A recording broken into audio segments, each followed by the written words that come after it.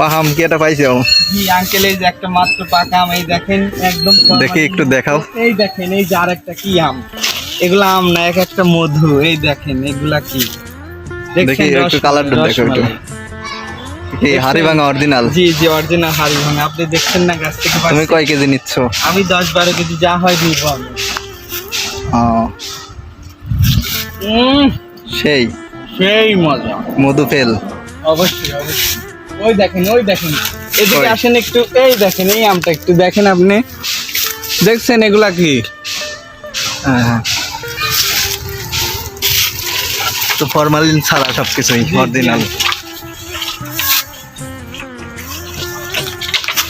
যারা আম খাবেন তারা আমাদের বাগানে চলে আসতে পারেন, নিজ হাতে পেরে নিতে পারবেন।